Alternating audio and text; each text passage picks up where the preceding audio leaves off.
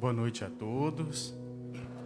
Primeiramente, eu gostaria de agradecer a vocês pela acolhida e também ao Padre Tiago pelo convite que ele me fez de vir fazer esse trabalho. Já são muitos anos, né, Padre Tiago, de conversas intermináveis, de desenhos, de projetos. O Padre Tiago manifestava a vontade dele, né? E durante o tempo que eu estava aqui, também conversas intermináveis. E agora com vocês vai ser uma conversa interminável também. A pretensão dessa apresentação não é fazer uma explicação da arte que está aqui, tá bom? Porque a obra de arte nós não precisamos de explicação, nós precisamos de experimentá-la. E a forma como nós experimentamos a obra de arte, nesse caso uma pintura, é com os olhos e com o coração. Então o que eu vou fazer aqui para vocês é uma espécie de um mapa, né? Um guia para que vocês possam olhar com os olhos a obra e compreender, acolher com o coração.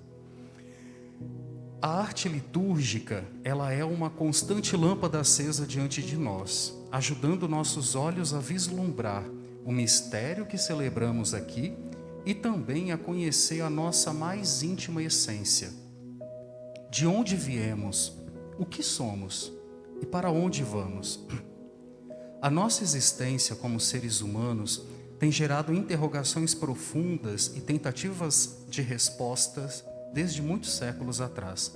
O salmista já elevava o olhar para a imensidão do cosmos e questionava: contemplando estes céus que plasmastes e formastes com dedos de artista, vendo a lua e estrelas brilhantes, perguntamos: Senhor, que é o homem, para dele assim vos lembrardes e o tratardes com tanto carinho? Nas primeiras páginas da Sagrada Escritura, vislumbramos uma resposta litúrgica quanto à nossa origem. Como coroamento de toda a obra universal, Deus concentra-se de forma especial para fazer a sua mais importante obra. Primoroso artista que é, Deus inspira-se em algo, naquilo que de maior existe no universo. Façamos o homem à nossa imagem e semelhança, conforme a nossa semelhança. E criou Deus o homem à sua imagem. A imagem de Deus o criou, homem e mulher os criou. Deus cria o homem e a mulher, inspirando-se em si mesmo. Imprime na existência humana a imagem de sua própria existência. E de que modo vive Deus? Qual é o seu modo de existência? O uso do plural nessa passagem da criação no Gênesis, façamos o homem à nossa imagem, indica que Deus não é um solitário, que sua existência é comunitária. O modo de existência de Deus, a Trindade, é o protótipo da existência humana como família e como comunidade. É uma existência relacional, de comunhão. Um existe no outro e não para o outro. No Pai já está pressuposto o Filho. E o Filho só é filho porque tem um Pai. E o amor dessa relação é o Espírito Santo, o Senhor que dá a vida e procede do Pai e do Filho, como nós rezamos no Credo. Após a queda provocada pelo pecado original, o homem afasta-se do Deus da vida e da vida ao modo de Deus. Tanto que, após descumprir a única norma dada por Deus no paraíso, a atitude de Adão e Eva é esconder-se. Ouvi os seus passos no jardim e fiquei com medo, por isso me escondi. E onde o homem pode esconder-se do Deus da vida? Na morte. O modo de existência individual, egoísta, totalmente contrária ao modo de existência de Deus, que é de comunhão. Na primeira parte do mural, o lado esquerdo, toda essa primeira parte, procura representar o mundo humano após o pecado, cores frias, escuras, fechadas em si mesmas. Esse mundo possui uma máxima representação nas figuras de Abraão e Sara, personagens já idosos, mas estéreis, não tinham filhos. Haviam tentado de tudo e não conseguiram gerar a vida, até que o próprio Deus resolve fazer-lhes uma visita, na personificação de 3 peregrinos que aparecem na entrada da tenda, na hora mais quente do dia.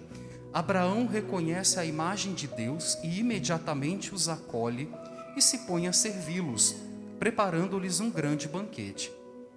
Esse gesto de acolhida de Abraão tornou-o apto a manifestar na sua vida a imagem e semelhança com o Deus da vida.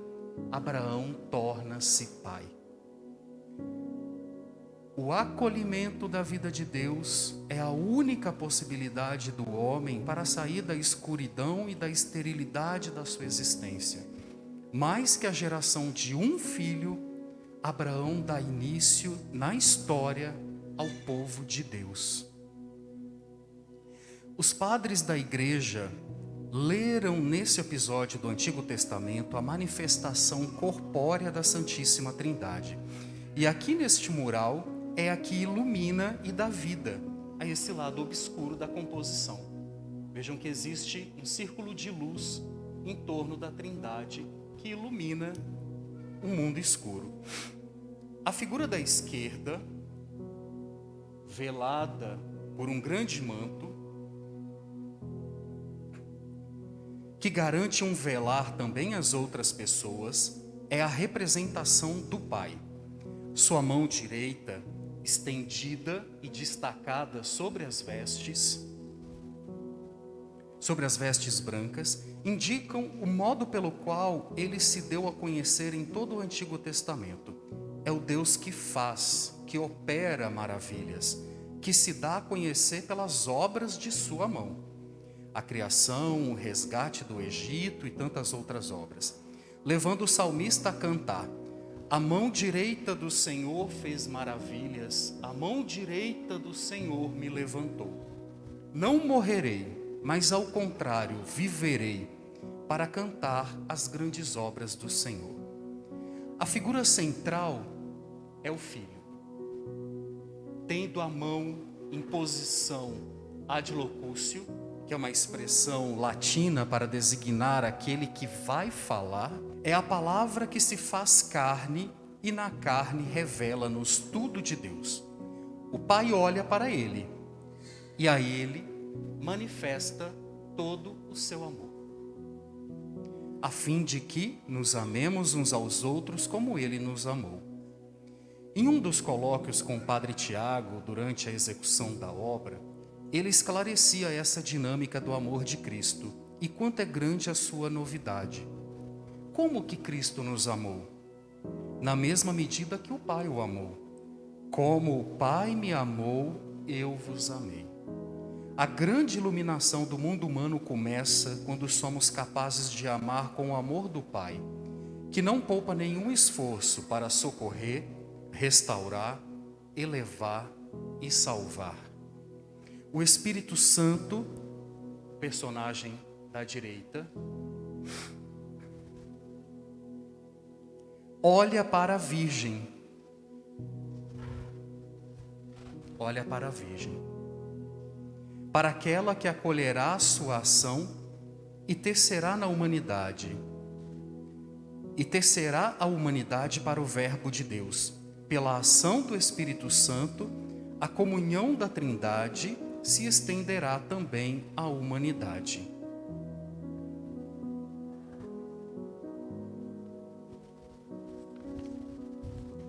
O carvalho de Mambré, colocado entre a Trindade e a Sagrada Família, essa pequena árvore aqui, carvalho de Mambré, evoca duas imagens das Sagradas Escrituras, formando uma tríplice narrativa. Debaixo de uma árvore, Adão e Eva caem no pecado, afastando-se de Deus. Debaixo de uma árvore, Deus manifesta-se a Abraão, iniciando com ele a retomada da comunhão. E sobre uma árvore, a cruz, Cristo redime a humanidade de uma vez por todas, saciando a fome da morte iniciada em Adão. No centro da composição está a Sagrada Família. O lugar privilegiado e escolhido por Deus para viver sua humanidade. Reflexo direto da Santíssima Trindade, é a base da comunidade humana. É a manifestação primeira de um modo relacional de existência. A família, vivendo na comunhão, vive o próprio modo de vida de Deus. Ladeando o Cristo e para ele apontando com o típico gesto da intercessão da Deésis oriental, a Virgem Maria e São José são exemplos de acolhimento da palavra de Deus e colaboradores em seu plano salvífico. No centro, como Pantocrator, um termo grego que indica Senhor do cosmos, Senhor da história, está o Cristo, a palavra de Deus feita carne, que assume a nossa condição mortal e decadente para enchê-la de vida eterna. Suas chagas são um claro sinal de sua entrada na morte para resgatar o homem que ali havia se escondido, distante do Deus da vida. Não bastou a Cristo assumir a nossa humanidade, fazendo-se um de nós. Ele institui a Igreja, a comunidade que prossegue na história a sua missão salvífica, unindo todos os homens e mulheres de todos os tempos e lugares ao seu corpo. A Igreja é um ícone resplandecente da Trindade de Deus. Povo de Deus, corpo de Cristo e templo do Espírito Santo. E a sua missão consiste em realizar na humanidade o modo de existência de Deus, a comunhão. Ela está representada pela comunidade orante no dia de Pentecostes. Os 12 apóstolos, número simbólico nas Sagradas Escrituras, que evoca as 12 tribos de Israel, recebem o grande dom de Deus. 50 dias após a imolação do Cordeiro e a saída do povo de Israel da escravidão do Egito, as 12 tribos de Israel recebem a lei que Deus havia escrito com seu dedo em tábuas de pedra. 50 dias é o nome da festa de Pentecostes, né? Que é a festa após 50 dias. E 50 dias após a imolação de Cristo na cruz, o verdadeiro Cordeiro, os 12 apóstolos recebem o Espírito Santo, Digitus Dei, o dedo de Deus, que escreve sua lei não mais em pedras, mas nos corações. A Virgem Maria ocupa o centro dessa composição. Não por acaso, ela é a imagem materna da Igreja. Da mesma forma que ela gerou o Filho de Deus em seu ventre, a Igreja continua gerando filhos de Deus no útero da fonte batismal. A água viva que brota do Cristo resgata justamente a essência batismal da nossa vocação. Nessas águas entramos mortos pelo pecado e saímos vivos, vivendo uma vida que não é a nossa, mas a de Cristo. Nesse sentido, percebemos as oscilações de cores do solo em toda a composição. O solo, a terra, é o material de nossa frágil existência. Adão é modelado com o barro da terra e vivificado pelo hálito de Deus. Na cena da Santíssima Trindade, o solo é azul. Frio, a terra é azul, fria, escurecida pelo pecado. Na cena com a Sagrada Família, essa terra é iluminada, transfigurada pela encarnação do Verbo da vida. E na cena da Igreja, a cor é a da terra ensopada de sangue, indicando o realismo da nossa vocação como cristãos. Amar como Cristo nos amou e termos uma existência eucarística, ofertando nossas vidas no altar como o pão e o vinho, pedindo ao Espírito Santo que manifeste nela a vida de Cristo, ainda que sejamos destruídos por isso. Por fim, a frase escrita no livro aberto na mão de Cristo realiza a unidade das 3 cenas e nos revela um aspecto muito importante da nossa vida como cristão.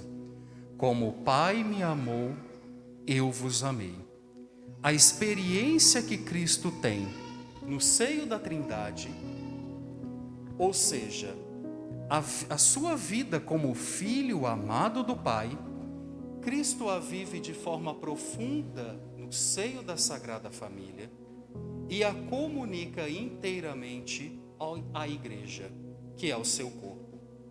A nossa existência como Igreja se dá de modo filial, pois ao renascermos na fonte batismal, morremos com Cristo e com Ele ressurgimos com a sua vida, com a vida de Filho de Deus. Muito obrigado pela atenção.